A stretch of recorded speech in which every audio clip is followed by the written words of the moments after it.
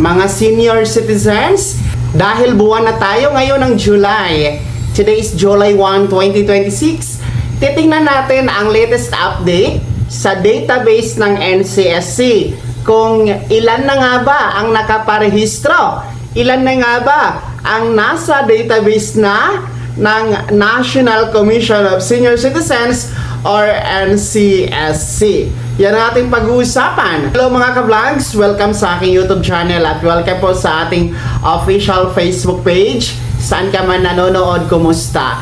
Well, eto dahil July 1 na tayo ngayon. Napakabilis ng panahon mga ka-vlogs.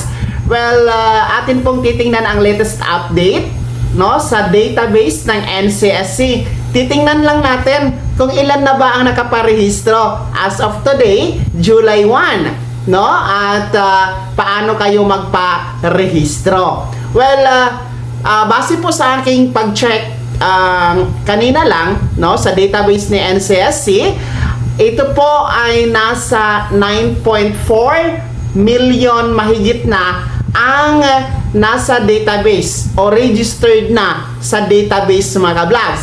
Gaya na makikita nyo po sa inyong screen, that is 9.4 million mahigit mga ka-vlogs. Last time I checked, for the last month of June, nasa 9.3 lang po yan, mahigit. So, nadagdagan tayo ng more or less 100,000 registrants sa database ni NCSC.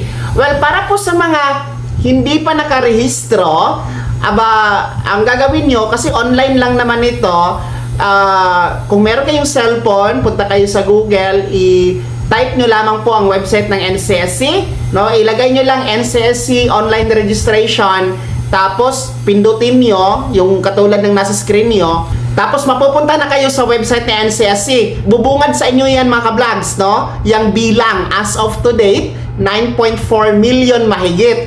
Tapos kung mapapansin nyo, nasa baba, merong register now dyan. So, i-click nyo lang po yan, tapos fill upan nyo ang mga impormasyon na hinihingi. Tulad ng kompletong pangalan, address, birthday, pangalan ng mga anak, at iba pa. Siguraduhin lamang na tama ang spelling, tama ang impormasyon, hindi nagkakabaliktad-baliktad, para hindi tayo magkakaproblema pagdating ng araw na magkiklaim na tayo ng benepisyo. Okay? So, sa mga hindi marunong mag-cellphone online registration, pwede kayo pumunta sa OSCA na nasa LGU, LSWDO, o maging sa NCSC Regional Office na nasa inyong lugar para po magpa-assist.